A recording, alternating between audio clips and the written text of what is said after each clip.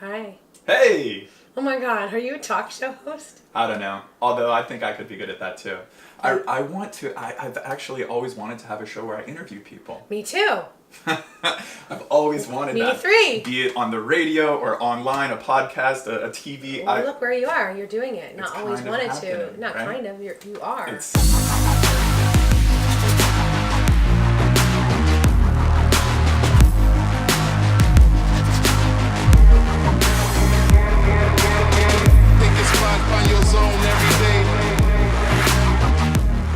Hey everyone, Hi. James here, and I'm with my friend Jessica, who came into my life roughly about a year ago at this time. Do you go by James?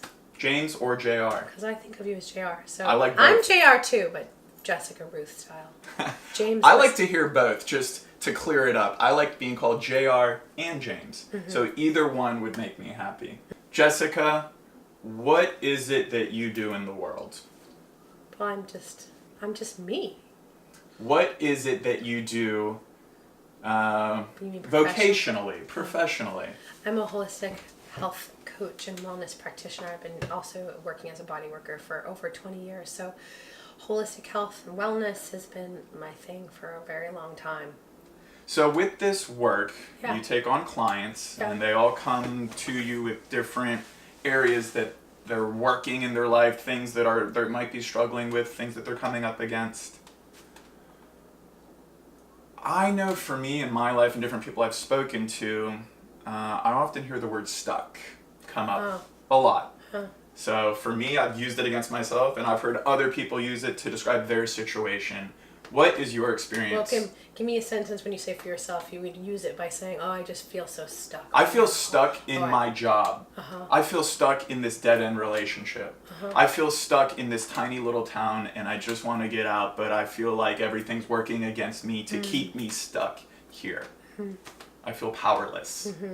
Are they things that like either you or people that come to you saying they feel stuck are actually actively trying to do something about? No. Usually, whenever I've heard the word stuck or use it against myself, it has been in a very disempowered position of, I'm stuck because I can't do anything about it. I'm not doing anything about it because I feel I couldn't even if I wanted to. I don't think I use the word stuck when I feel empowered enough to actually be taking action. It's usually when I'm at the other end of that spectrum and I'm feeling very small and very weak. Or victimized, or Victimized for sure. the world's against me. Why is this happening to Boom. me? And what have I done to? All of that. That's when the word stuck comes up. And it can feel so true. Even though I know I'm lying to myself now, when I'm in that situation, it felt like, no, I am stuck. You don't understand. This is my life. It's your truth. Like really strongly your truth. And you're very wedded to that being your truth. Yeah. Why does this come up for people? So there's two things. One is I think that we create sort of our own stuckness. Now I'll get to that in a second or not, but that we're not really actually that stuck, or we're stuck until we're not. So the word might not even be applicable, because sometimes being stuck means you just feel like nothing's changing the way you want it to, and that can go on for longer than what's comfortable.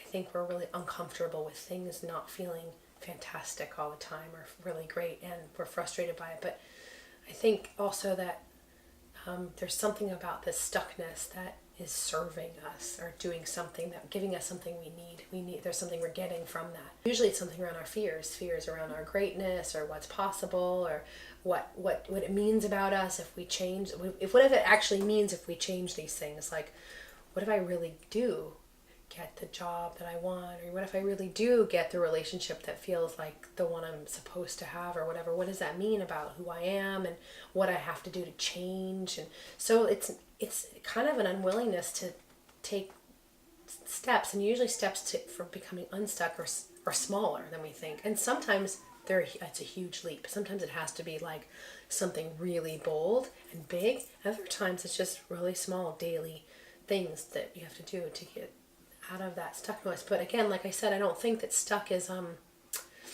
it's kind of it's kind of something that we make up in our minds. Like we're the creators of our stuckness. Absolutely. For the most part. I'm not saying in a blaming way, or again, but I really do think it's something that we're getting something out of. There are some people that think that the only way that they're really going to get attention and love is if they are sick. So they might feel stuck by their sickness and they say, I don't want this, I don't want any more, but actually they get a lot of attention from it. And actually they get to, even the doctors they see, they'll say, I'm so sick of seeing the doctors, but like those have become their relationships. So they actually have an attachment to the relationships they have with these people, and by being sick they get to have that attention. Well, what happens if I get well? How will I have relationships then if I've only known to have them if it's with these people that are taking care of me? Well, then they don't know it yet, because in our minds we don't know what we don't know, and we don't know what it's like to have healthy relationships or different kinds of relationships, or relationships with people where you don't have to be sick or not well to get attention. You can just be loved because you're you, and because you're a wonderful person, and because of whatever else, or because you're making a larger contribution to the world. But you can't really make a larger contribution in the world when you're letting yourself be only seen through the eyes of these other kinds of relationships. Does that make sense? A little bit. Is it getting a little off the page? A little bit. Okay. So, I definitely get that being stuck is self-created. Uh-huh. I know that. Sometimes I'm even in the middle of it, and I'm doing this. And I know it conceptually, but I don't always know it like deep down, and I really feel stuck. Yeah. Even though I'm like, no, but you're just creating that. So well, then there is another part, which is then you just say, well, actually, I am stuck. So you could look at it from that perspective and say, well, what if that's okay then for a little while? What if I can just be somehow going, okay, so I'm stuck. What am I going to do to get a little more comfortable with just that it is what it is until it's not? So I'm going to still do X, Y, and Z even though I feel stuck. And so, like, do you understand what I'm saying? Like, what if you just say I'm stuck? Okay. I think that for me, when I feel stuck, it is when I'm in a situation that is perceived by me that it's never going to end. So talk about one for a minute. Being stuck in a shitty dead-end job. Okay. I've had that feeling a lot of different times. And it comes up when I feel like I have no other prospects on the horizon. When I feel like there's nothing else for me to build towards. And then I look at my shitty situation and it's like, well, this is just a massive hamster wheel that I'm never going to get off. Right. I'm going to remain stuck in the same place. If I have something that I'm growing towards, something that the stuckness goes away. Yeah. I'm still working that same hamster wheel job. I agree with you about that. But it's like, you lift out of that stuckness. Yeah. So when you're working towards something, so then it sounds like one key for people is that this is how I define it for myself too, is having something greater than yourself that you're looking towards, working towards, aspiring to. But when you don't have those, and sometimes you have to choose what those things are that you're going towards. But you're saying when you have the shitty job or that you don't want to be in, you don't even know what to choose to put over here that you're working towards. Exactly. Uh-huh. Exactly. It's when everything else is closed off and I can't see any other possibility that it's like, well, I'm stuck. And it feels like it's forever. That's the whole thing about all of this stuff, is that because it feels like it's forever. So that's, I think, the biggest problem of this whole thing, is that you take all that information and then you label it. It's never going to end. It's forever. So what I mean is, when I say, what if you just get comfortable with, oh, I'm stuck right now. Then you take away the meaning of it being, oh, forever, oh, I'm horrible, I suck, I know I can't do anything else. It's just, oh, I'm stuck. And doesn't have so much weight to it. So you can take the weight off, because it sounds like stuck means you're dying. Like you're making stuck sound like you're literally dying. Yeah. So then the question is like, what are you doing about that feeling? When you have that, what's the next thing that happens for you? What do you do? I wallow a lot. When it first sets in, it just feels so heavy and so cumbersome. It's like I'm chained down. But it's a familiar feeling for you. Like You've felt that many times, haven't you? Uh-huh. So what we do is I think we get sometimes a little, excuse this word, but a little addicted to feeling the familiar feeling. And the familiar feeling is I feel wallowing and dulled down and, you know, like I'm just, those feelings is chemistry. You're producing, it's like a memory in your body knows, oh, I know that feeling. Yeah. That's really comfortable. I know that feeling of wallowing and stuck and I can't go anywhere and I suck or whatever but like we get addicted to those feelings, so we do things to recreate them because it's familiar and comfortable. That's that whole comfort zone. Yeah. Like, yeah, it's not always comfortable in the comfort zone, but you know it. But it is. You know it. Yeah. You know it intimately. Uh-huh. So yeah, you stay there. Uh-huh. I believe that we are all creative beings, even if you don't think of yourself as an artist or a painter, like whatever definition of creative. Creative could mean drafting a schedule and making a map or making a meal. It could mean playing with your kids.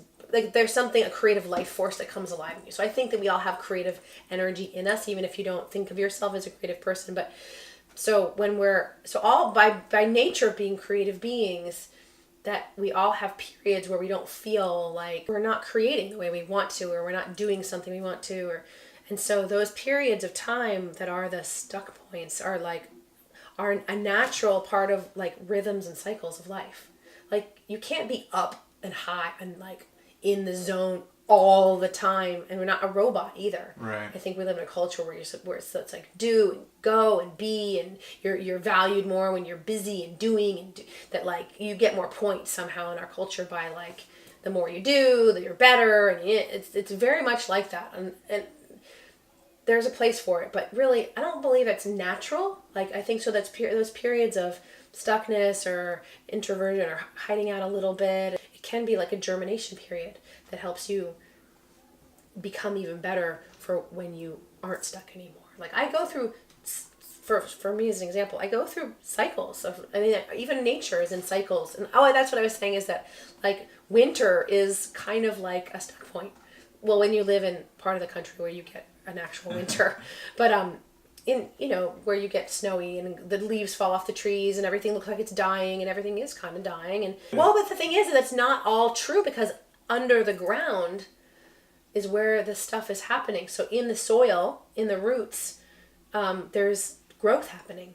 You just don't see it or feel it, but it's actually, there is growth occurring. But that winter is like stuck point. So you just have, if you can remember, oh, I feel stuck, oh, this sucks, whatever, but not totally. There's something going on under the surface that's working to your favor, as long as you are taking some kind of action steps, even if they're tiny. Wow. Oh. What a great analogy. I love the winter analogy. Thanks. That's powerful, because yes, whenever I have felt stuck, it felt like that was it. Deadness. It's over. Like right now, spring's never come. It's never gonna, it's over. Sucks. It's gonna be like this forever. And really, now that I'm reflecting on it, the stuckness has never lasted forever. Right. And when it is over, I kind of spring out of it. Yeah, you have more energy probably for the spring. Like spring. Like you bounce. Yeah, there's this. I do. So you're right, it is kind of a germination period. There is something still going on beneath the surface. Yeah. Even when I think about people with illness and yeah, as long as you can That's so good. Somehow a little part of you inside knows, wait a minute, this is doing something for me. Or I'm learning something from this time, even though it sucks and I hate it and I want to stay in bed all day or whatever. Somehow it's going to give you energy. You brought up a good point of when you're feeling stuck, when anyone is feeling stuck, it is important to still put in some little bit of work, some little bit of action, something. And it might feel small. I feel like, oh my God, how will this ever make a difference or whatever? But yeah, I do. How do you put in the work when you don't want to do the work? Well, what do you call it? What's the work? The work, it could be anything. What's the work? The work is doing something that is moving the needle. Okay? I think the most dangerous part of being stuck is doing nothing. Yeah. So usually the times when we're feeling the worst is when we let go of the things that we should be doing to take care of ourselves. Like, for example, I'll just keep using this example because it's such an easy one. Like, oh, meditate. Yeah, when I'm feeling crappy, like, I don't want to meditate. I just want to get in bed, or I just want to whatever else and watch TV all day or whatever, some other thing. But it's usually the times that we feel like the lowest or crappy or not, or more most stuck, that we don't really want to do those things because it's just another thing you're supposed to do, and you kind of go like, how was that going to do anything anyway, or whatever. Yeah. I think it's the time when we need those the most. If you know that it's hard for you to motivate on your own time, you have to have accountability. A partner, a friend, someone, one person. It could be a whole community, it could be a whole group, but like one person that's going to be like, I'm holding you to this, so that every day you're doing and you decide together what that thing is. To partner with someone is helpful. Like someone who really can be an accountability type of partner. So I think other humans, like we can't do this life alone. Do you have a human that you've ever... I've got a few humans. Uh-huh. I do talk to my dog, but not really therapeutically. I've actually noticed that during my darker periods, my lulls, my winters, that I pull away. A lot of people from everyone. Most people do. I really become reclusive. Yeah. And I'm a very extroverted person too. So it's you are, but we also have introverted sides. Yeah, and again, it's like I recognize that it's probably not the best thing for me. Like I think I'd be able to help myself faster if I would connect more. Mm-hmm. But I'm not taking the medicine. You know, it's like I have it and I choose, I'd rather just wallow in my room for a while. And like I said, to a point, a little bit of wallowing is healthy and fine.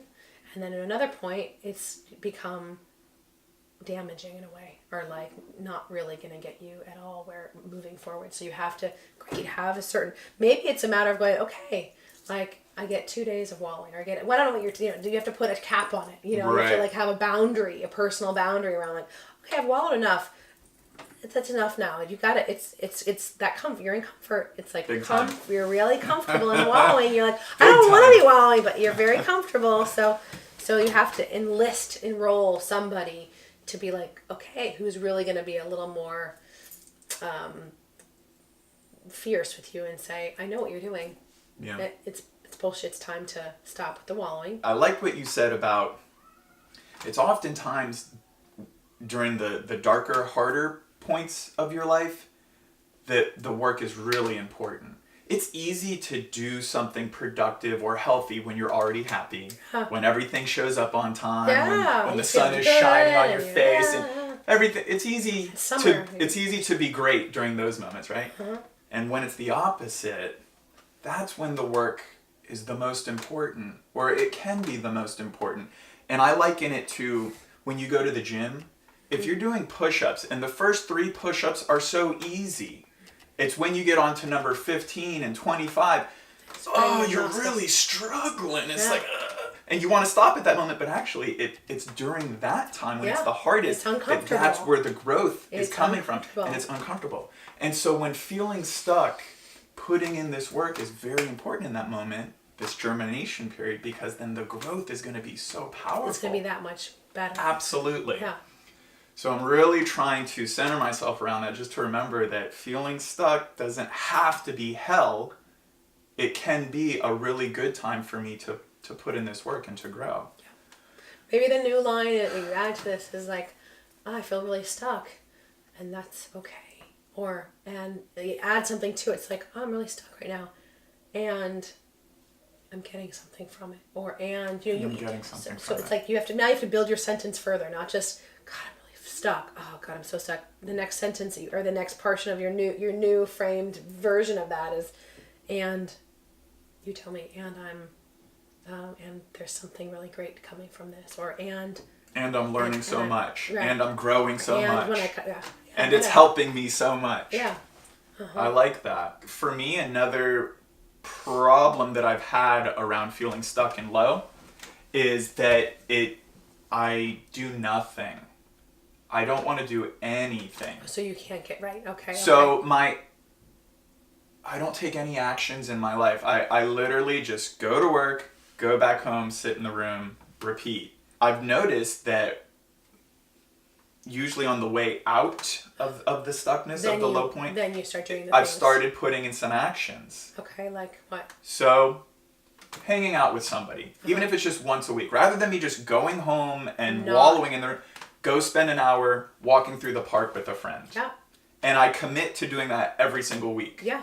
So that was a really there's the powerful word. thing. That's great. And it seems small, right? It's not small at all. But It's it was huge. great. Having a creative outlet. Yeah, you choose C. I made this list that I wrote about a couple months ago with all these C's. One was creativity, creative outlet. One was commitment. One is community. You have to put one of those to implement. It sounds like for you too. Implement at least one of those things, if not more, weekly or daily. I say daily. There has to be one thing there that really even if it's the hardest thing. But you're saying there's a laziness here of like, no, I don't want to do anything. I go to work, I go home, I shut it off, and that's it. I tune out, I'm done. That's what. But I think you have to go. That's comfortable for you. That's become your pattern. That's become comfortable. Right. There's another C, comfort. So you have to bust out of the comfort a little and go, okay, what's one thing every day that I can schedule in and there's no negotiation. It's not like you can wiggle out and be like, oh, but I just want to go. I just want to. You might want to do what your old thing is because it's very comfortable. Your brain has learned it well. Right. Your brain knows it now. You have trained yourself. It's training. You've trained yourself to be in that mode. Yes. You have to train yourself something else. It's not going to just be like, oh, here it is. Like you have to train yourself out of it. Training means you don't just start running the marathon. It means you run around the block one time. On one day. And then you run around the block another time one day. Literally, that's it. Yeah. Anything that's ever made a difference in the world, anything, literally starts with like two people sitting in a living room saying, oh, I don't like this thing. I don't either. Well, what should we do about it? Oh, okay. It didn't start by them creating an entire organization. It's like Rome wasn't built in a day. Like you really, one brick. Right. Oh, I moved the brick. Oh, wait, there's another. Like you have to do those things. We become so like junkies with because we have so much advertising now and so much fast-paced information that we think, and it's so addictive and it makes us think that we are supposed to just have the flashy everything all the time. And it's a lie. Instant gratification. Yes. And it can be so seductive. That's the world we live in. Yeah.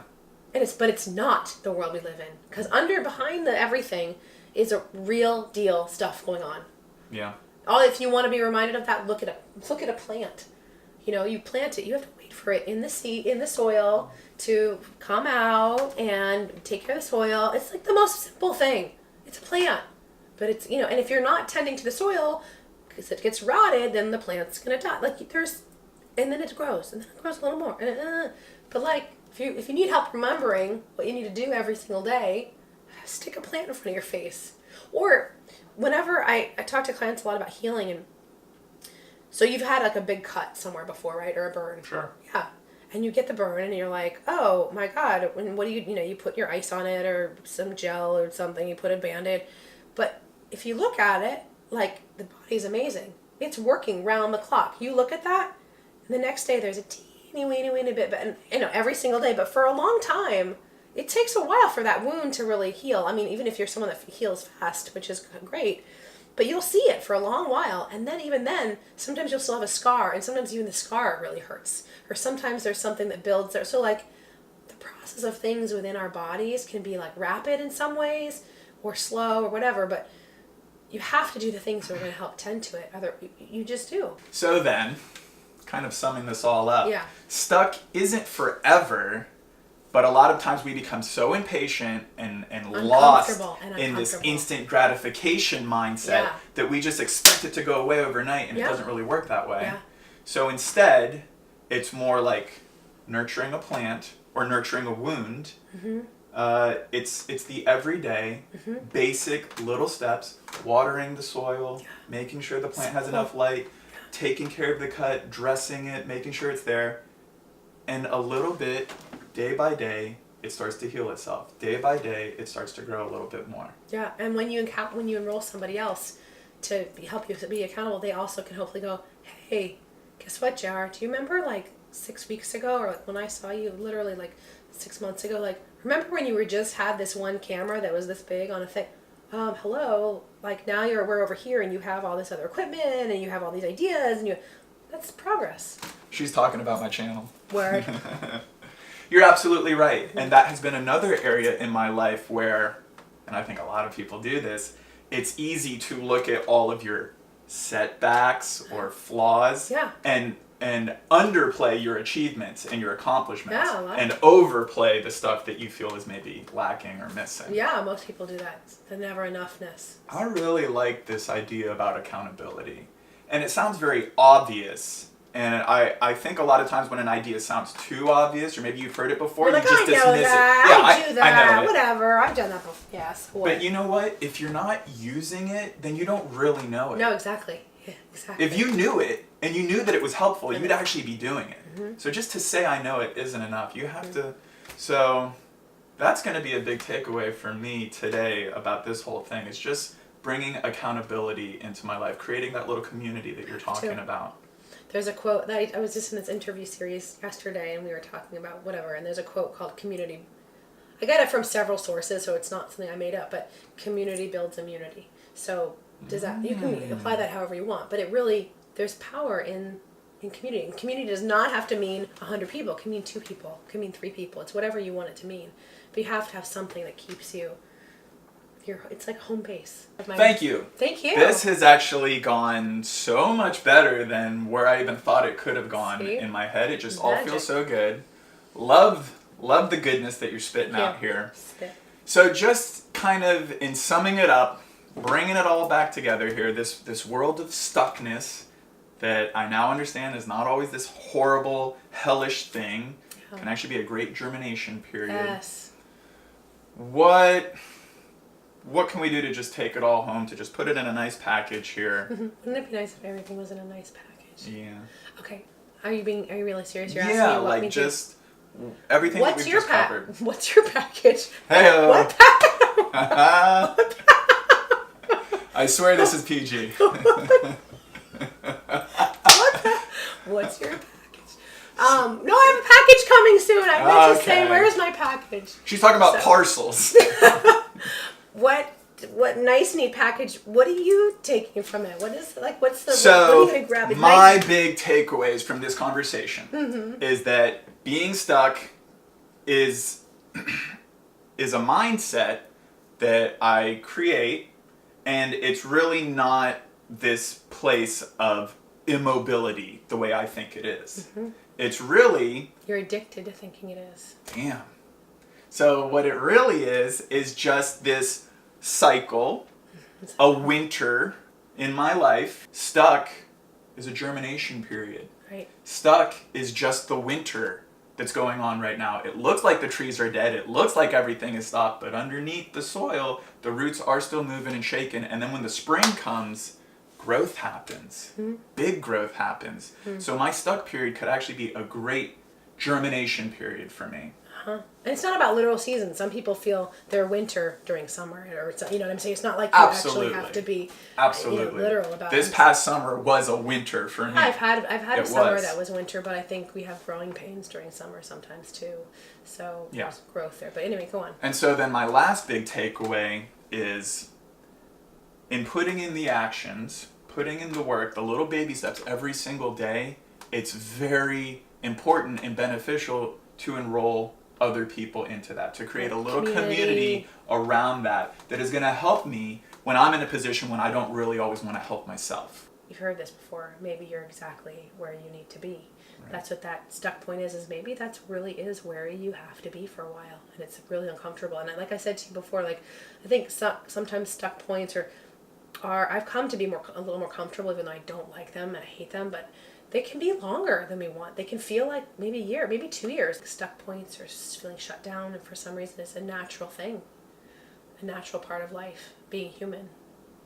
Right on. Thank you. Welcome. Thank you for all of this. Thank you for sharing with us. Where can people find you? Well, you mean like... Do you have a website? Do you have an Instagram? Well, I don't want them just coming over and showing up. You're not going to show up at her doorstep. Find me? Don't give your address out. I have a website, JessicaRuthShepherd.com. That's the best because it has my contact information, email, and maybe other social media things. So JessicaRuthShepherd.com is an easy way to find me somehow in that way. If you really want to find me, you'll figure out a way. I'll help you find her. Thank you. Thanks, Jess. Thanks. High five. Boom. Should I not call you Jess? You can call me Okay, Jess. Jess, Jessie.